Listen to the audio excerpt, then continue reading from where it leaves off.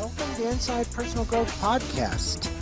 Deep dive with us as we unlock the secrets to personal development, empowering you to thrive. Here, growth isn't just a goal, it's a journey.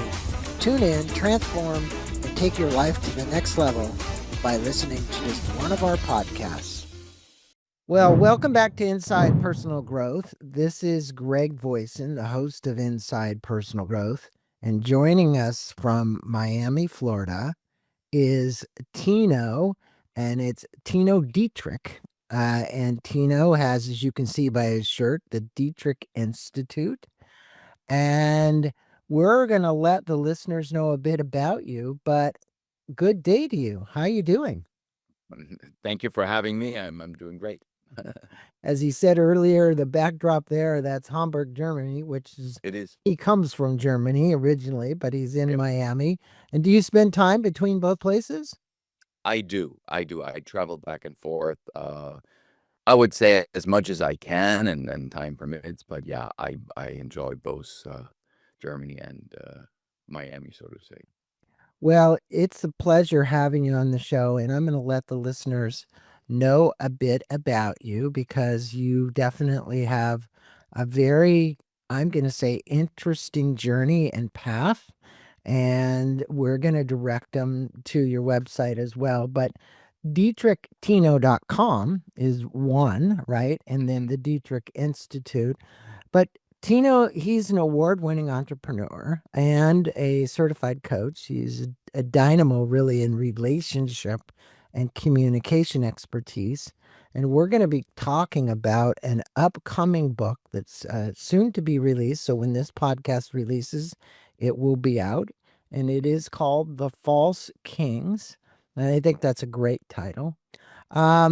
He's backed by over 17 years of experience with prestigious executive education from Wharton and Harvard. As a visionary founder and CEO of the Dietrich Institute, he leads teams of experts dedicated to unlocking their greatest potential. He's been on NBC, ABC, Fox, Rolling Stone, Ask Men, Women's Health, and Newsweek, and he resonates with people worldwide. And we're in for a great interview here because we're going to be talking about a subject which affects, I think, the most men today. But, Tino, how did you move from where you were in Germany to becoming this successful coach and becoming quite the entrepreneur who was successful in your own right? And kind of tell a little bit about your backdrop and why you think this topic of the false kings is so important for people to hear about. Yeah. So my journey has taken me around the world, and I've lived, worked, and enjoyed many different countries, cultures, and I would say I was fortunate enough to live an interesting life. But what happened is about 5 years ago, like so many of us, I got COVID. And my family got COVID, and everybody else got better. I just did not. And like a piece of chewing gum under your foot, under your soul, it just wouldn't couldn't get rid of it. And one day it just got really bad. I had a bad headache, so I did this telemedicine communication with the doctor. You couldn't go to a doctor anymore. Everything was shut down. It was hard. And he said, you have to go to the urgent care center. And again, that was like a real trip at that time. And I was like, oh my God, okay. So I went there, told my wife, hey, honey, I'll be back later. So I went there. They took my vitals and they sent me straight to the hospital. And I was like, oh God.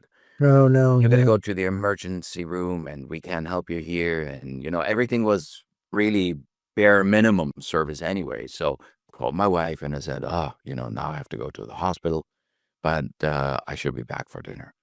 So drove to the hospital, walked into they had these two entrances, like normal people, COVID people, and I obviously had to go through the COVID people entrance.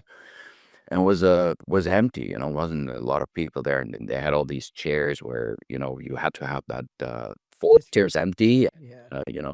safety distance. Yeah. I'm only like three or four people in there, and I looked and I felt so bad, and I just collapsed right there, Oh no. doorstep of the emergency room. Woke up, had all these needles and everybody running around, and the doctors told me that they have to take me to the ICU, and I said, I was a little on cloud number 24 because they gave me all this medication and what the problem was that my blood pressure was through the roof and they couldn't figure out why and what, and so they had to take me to the ICU. And I fell asleep again, and I woke up with the nurse and the doctor there, and the doctor spoke to me, but I was like really not well, and couldn't really understand what he was saying. But then what I understood is like he handed me the phone and said, the priest wants to talk to you, and I'm like, okay, whatever. Like I didn't really understand why. And then the priest, talked to me and asked me all these questions, and I found them really weird. Do you have a last will and this and that? And and then he said, "Do you want me to read your last rites?" And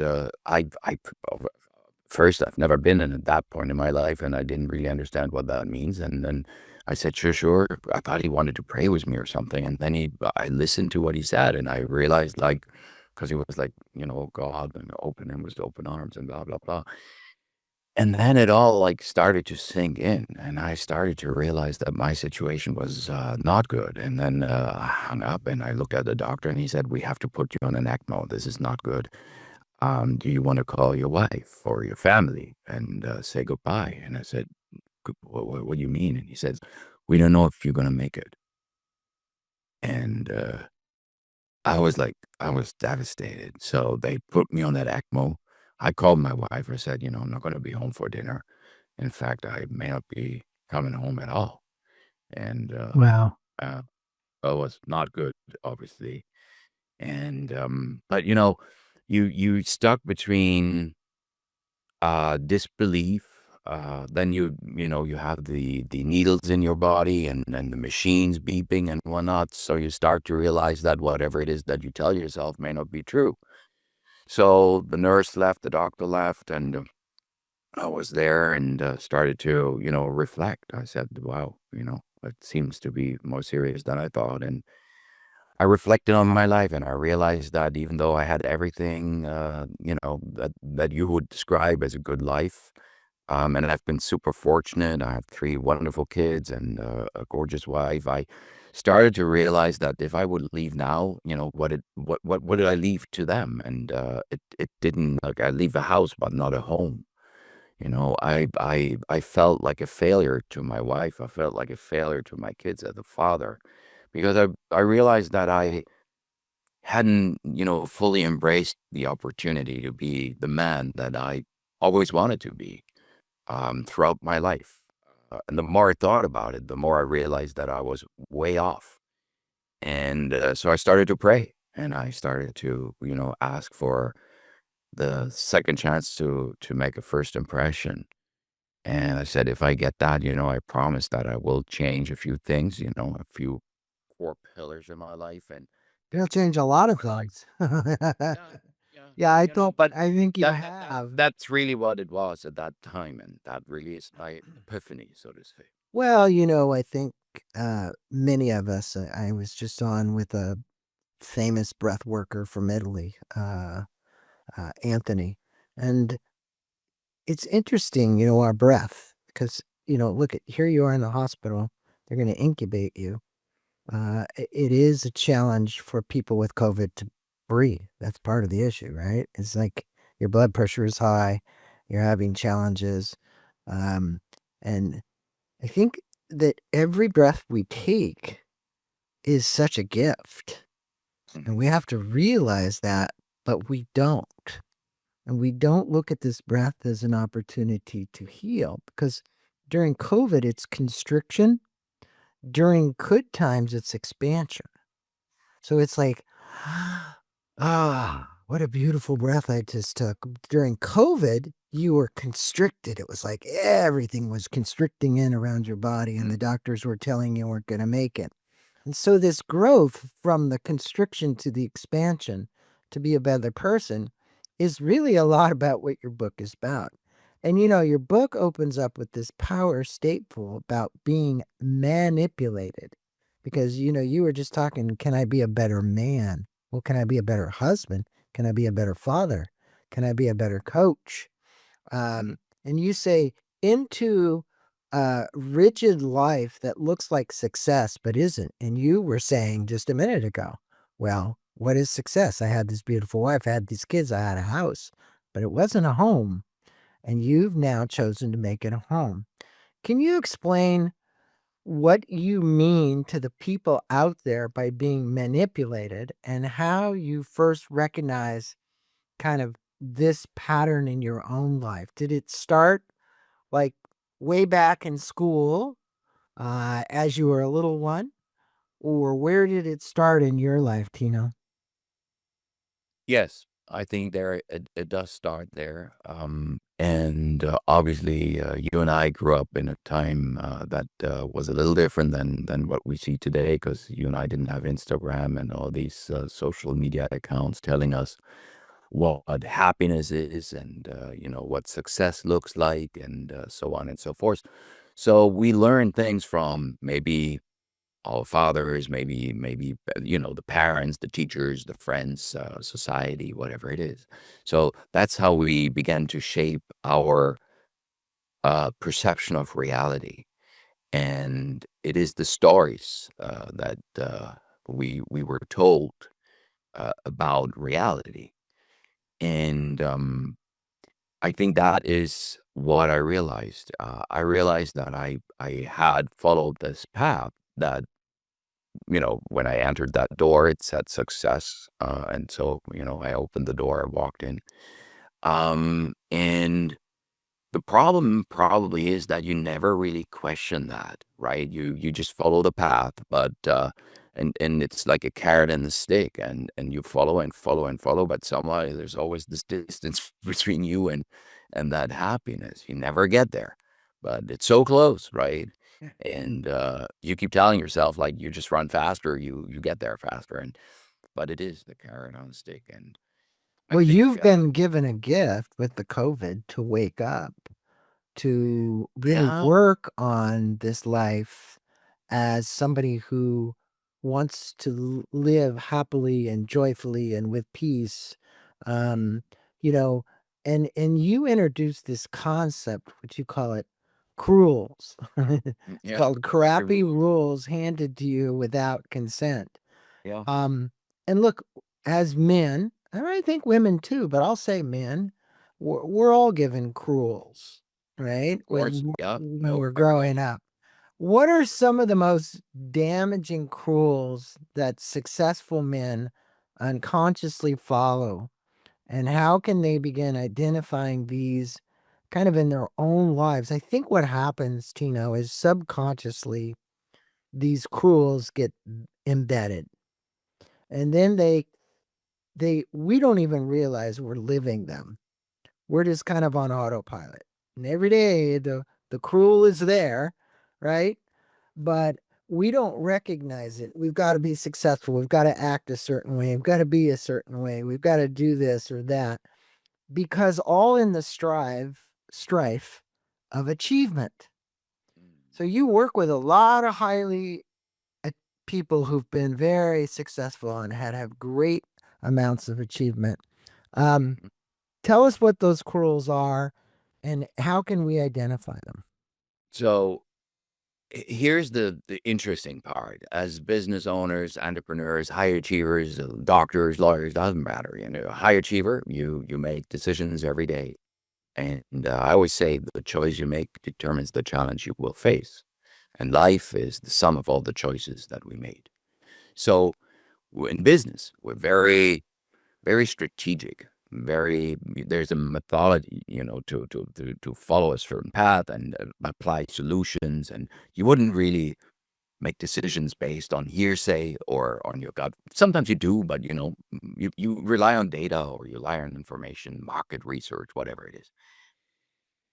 If for whatever reason, that information is corrupted, wrong, the chances that the decision you make for your business is going to be bad, increases proportionally. Now, if we grow up and we've been told something and we believe in something, which is a rule, you have to do this, you have to work hard to do this, you have to supply, you provide, you have to be, emotional, you have to, you follow that path that you believe in because, that is the information you've been given, the story you've been told, and you believe it, Mhm. but you're following something that is wrong.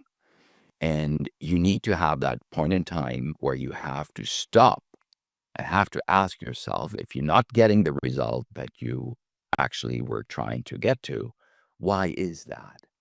But here we are stuck, and so often men tell me, I'm doing everything I can. And I say, that's probably not true, because if you would be doing everything you can, you probably would get to the result that you're achieving. But you have to question if whatever it is that you are doing is the right thing. Mhm. So, and as much as I always say, entrepreneurs, they have to do the right things, and managers, they have to do the things right. There's a little bit of Right. different looking at perspectives. And just because you look at something from a different angle, all of a sudden everything changes. The perspective is really important. I think it's like if there was a picture of yourself Yeah. and you were nose to nose to the picture, you wouldn't recognize it was you until you backed away. And I think frequently entrepreneurs have their nose to this picture Too of close. too close, and they can't see.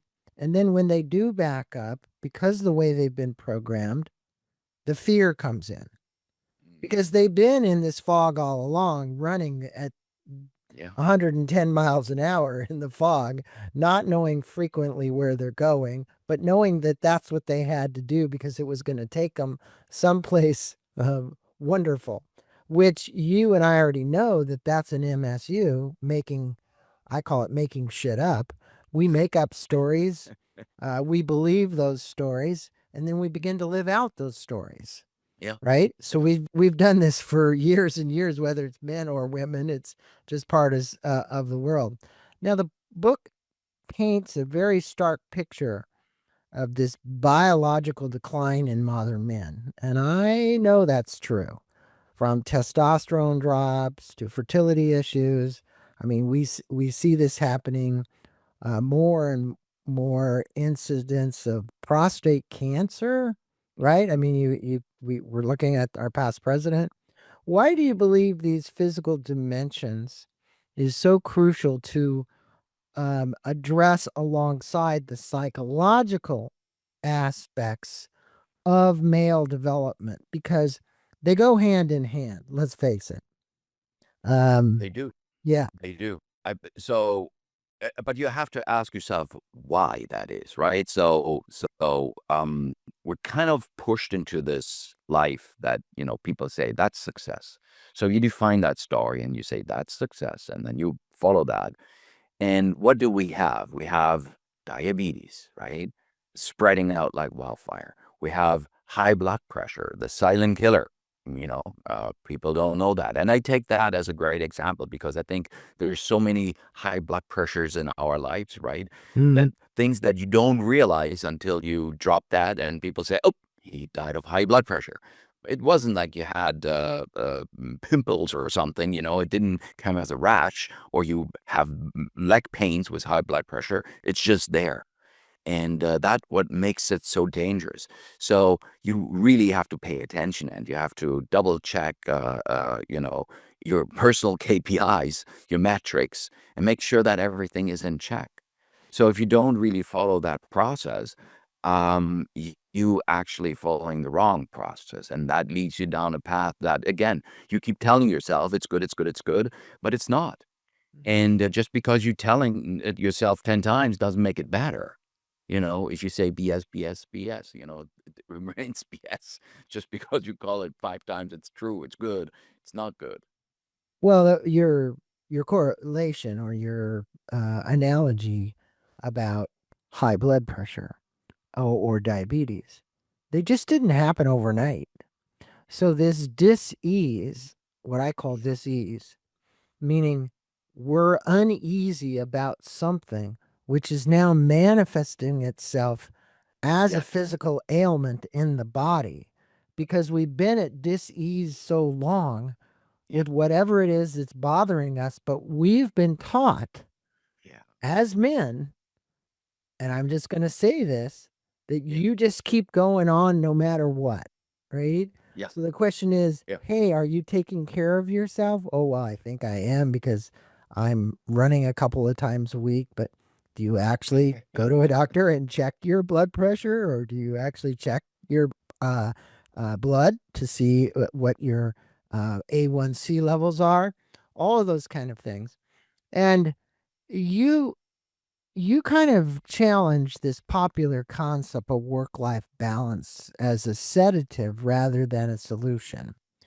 And how has your own experience growing up without a father at home shaped your perspective on masculine kind of leadership? Because look, we have leadership roles as fathers.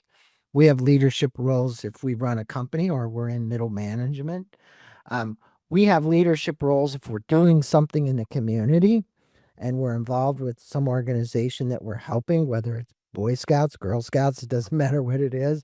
The point is, we have a lot of these. And you're saying that work life balance is kind of sedative rather than a solution.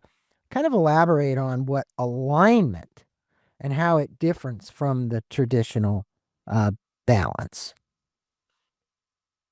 I don't believe in balance because balance means that you kind of at a state where nothing is moving, and I think that's just wrong. I think everything is always moving. So you probably maybe you are at that point for a very short amount of time, but to try and get it in balance is not necessarily what. But doesn't the body, Tino, seek? This is a thing. We seek, this body seeks homeostasis. Okay. So I'm not saying that balance is, I'm not saying your analogy is wrong by any means. What I do know is when a friend of mine is up at Everest right now, climbing Everest. Today's almost whatever, he's at third base camp and he's going to ski down. Okay. So here's the point. At 26,000 feet, the body is seeking oxygen. So it's seeking homeostasis. It's saying, I want to get back to a part where, hey, I'm burning up. I want to do that. When you do a run or you get on a bicycle, the body then comes back to saying, hey, I want to get my heart rate back to a certain level. I've pushed it out. Now, I'm not saying that your concept is mislaid. You're saying that you think it's more about alignment. Okay. And so I'm trying to get clear for the listeners and readers what you mean by that. So I think we're talking about two different things. One, you're Okay. talking about something that's very natural, and I'm in agreement.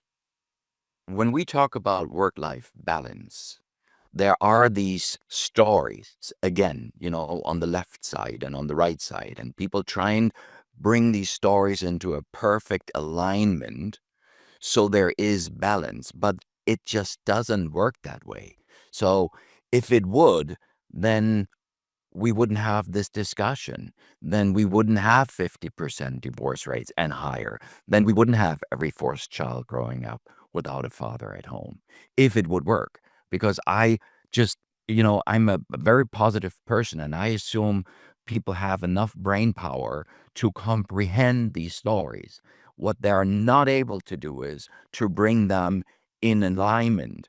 That is just not possible because the rules in the beginning are rigged.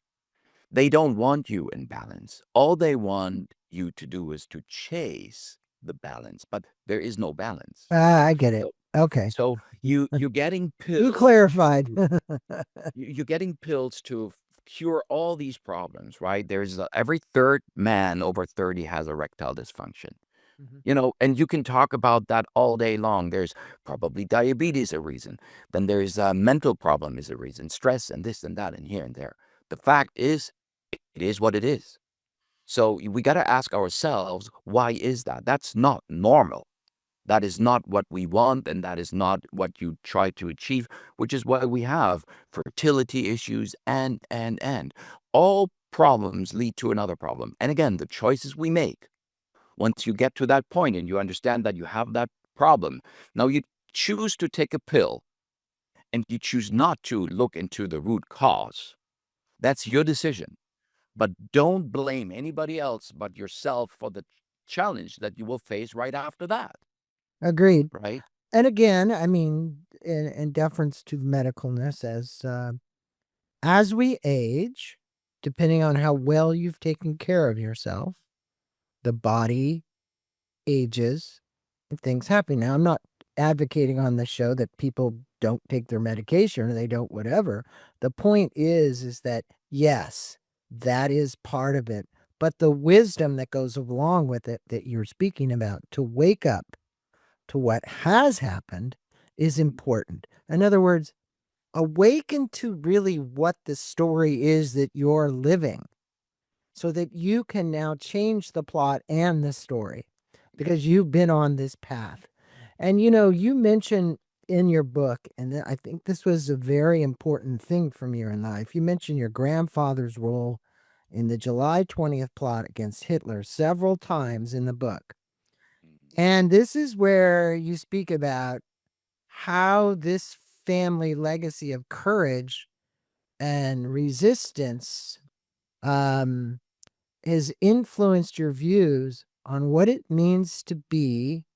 Now, the title of this book is False King, but you say a true king. So I couldn't agree with you more, but if you would, can you elaborate on that? Because it sounds like it's been an important thing in your life.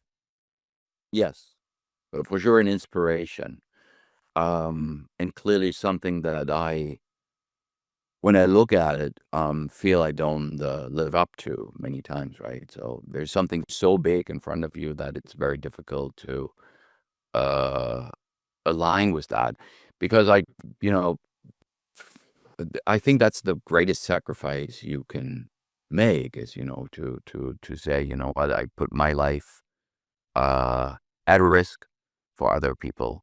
And, I do what I believe is right because I see that there's so much suffering and so much pain, and it's just wrong. And not only did he put his life at risk, he put the life of his kids at risk, and his wife. Yeah. And they both made that choice. And they both, he died, and my grandmother ended up in concentration camp. And, those are the challenges she faced right after and for the rest of her life. So I've spoken, obviously, not to my grandfather because I never met him. But I've spoken to my grandmother many, many times about that. And it is, for me, it is a story that I always look up to. And it's probably one of the better stories in my life, that inspired me and helped me. Well, I can only imagine what your grandfather had to do and what courage Mm. that took to do that. I certainly wasn't there, but I come from Jewish heritage, and you know, uh, the numbers of people that were put in concentration camps and then killed is just unfathomable to me. But that brings me to this. In chapter 7 of the book, you introduce specific physical practices like the wolf breath. Now, I just was on with one of the world's leading breath workers technique. Why do you believe these embodied practices are so essential for men's transformation compared to purely intellectual approaches? Because, look, there's a spiritual element that you ping to many times in this book.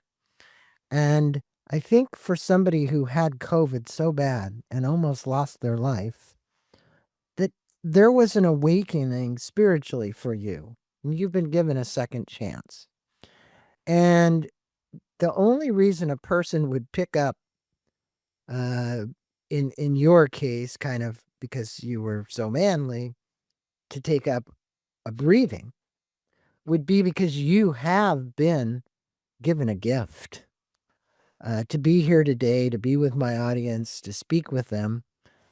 Because look, you could have been on the other planes, the other side.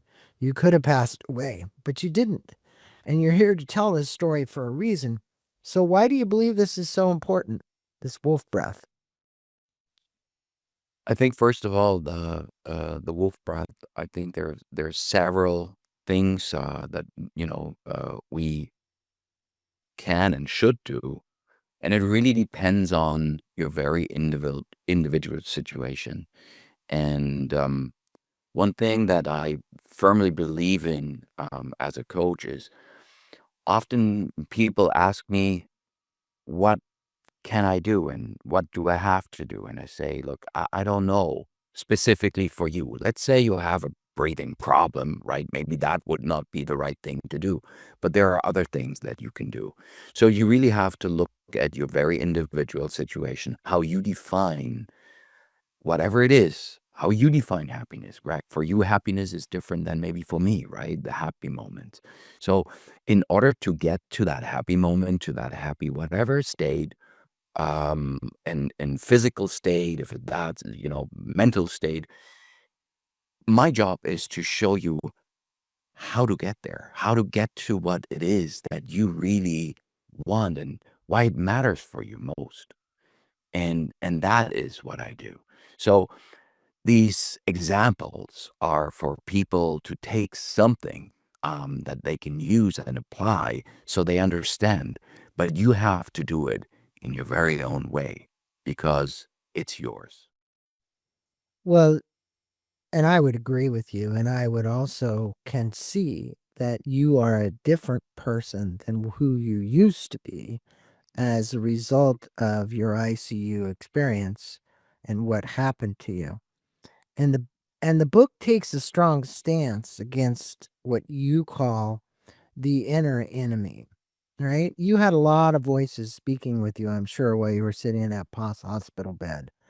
How can men distinguish between healthy self reflection and the destructive inner voice that you describe? Because, look, it requires a lot of discernment. Okay. There's a lot of voices that speak to us. I mean, you were getting voices when you're in the hospital, and you may have been saying, "Dear God, please save me. I have a family. I want to move on. I don't want to die here today." And you were giving prayers of inspiration to yourself. And I think a lot of men have a hard time discerning, and they don't even know how to speak to a higher power, to a higher source. Let's just call it God. Okay. Some people Mhm. believe in it, some people don't. But the point is that we do know that from a vibratory level around us at all times, Mhm. there are angels. Okay. And you had some there with you in the hospital that day. For sure, for sure. Um, I first of all, I think we spoke about fog earlier, and about clarity. And I think once you have that, once you get to that state where you are clear, where you're clear about whatever it is that you want to be clear about, and that could be one thing, that could be many things, but the more clarity you have, the less likelihood of being distracted, of making choices that, lead to bigger challenges. And I always say, we make choices every day, but we Hmm. should make conscious choices. And that means you're very clear. You understand if I do this, then that is going to happen. Or maybe that can happen, right? You understand that. You don't get to the next stage, look back and say, how did I get here? And this is what a lot of people do. They blame everybody else but themselves. They say, life, why is this happening to me? And I say, no, no, no. You have to turn around. You have to make it happen for you. Hmm. No, life is not happening to you. Life is happening for you. But you have to steer this, which is why I say work-life balance. You have to manage your work life, right? You can't just sit there and wait until it balances out. So I put a little bit more time into being at home, but I'm not present because I stare at my phone the whole time. It's like you're completely mixing up all these ideas. Right. You're bending reality and truth to your liking, and that's not working. Well, I can see as a coach how you would be an exceptional coach for any Thank you. executive because you have a depth of knowledge and wisdom that goes beyond what I want to call the mechanized approach to doing it this. You're asking your clients hard questions, you're asking them to contemplate those questions, and you're asking them to take an inner journey. Okay. And I think that this False Kings is an expose of an inner journey kind of gone wrong, but how to actually shift it. Okay. It's really an expose of your life and the things you've learned, and you put it all together in this book. And, and it really is a great book for people to learn from and then question from. Okay. Um, and then I would say, hey, go to the Dietrich Institute.com and get in touch with Tino because he's still coaching and he would love to hear from you. And I would like to ask you this: what single message do you hope readers are going to take away from the False Kings? And how will you know if this book has achieved your purpose in writing it? In one sense, I look at it and I say, it's to awaken in you what you're doing that you probably don't want to do, but that you haven't figured out how to change yet. And if there's anyone that can help you change, it would be Tino. So, what are you hoping this False Kings is going to achieve for people beyond what I just said? I think that book is not just a book, and it's clearly not a self-help book. It is, to me, it's an entry point into a journey that I hope will lead you to us to the true Alpha Brotherhood. To explore more than what I'm describing in this book. Um, that whole approach of happening to me and happening for me, I think, describes it quite well. You are in the position to not just let things happen to you, but let that happen for you. So that's really why I wrote this as a wake up call. And how do you define this true alpha? The true alpha is, again, defined by everybody on their own terms. But once you get that clarity and once you go through this process, you will know who you have to be in order to get to where you want to go to. Because again, life is a journey. Life is a gift that's been given to you, and you need to treat it that way. And if you just schlep yourself around all day long, then don't be surprised that you don't get to where you want to go to. Maybe you don't even know where you want to go to, but that's horrible. And many people get to a point, like myself, right? I found myself in the ICU. I had to literally look into these habits, right? And been told it's over until I started to understand what it is. And I don't think that you have to go through this, to be honest. I think my my call is to go out there and help people to wake up without having to go through near-death experiences. Well, in listening to you, one, a very, very poignant story and a gift for everybody on this podcast. And I was listening like crazy as you were telling your story. And I'm glad we opened with that because it is that gift you were given that's allowed you to grow and understand what you were doing to yourself. You start about manipulated, how you were manipulated, and your cruels that you are living by, and all the things that you've done throughout your life.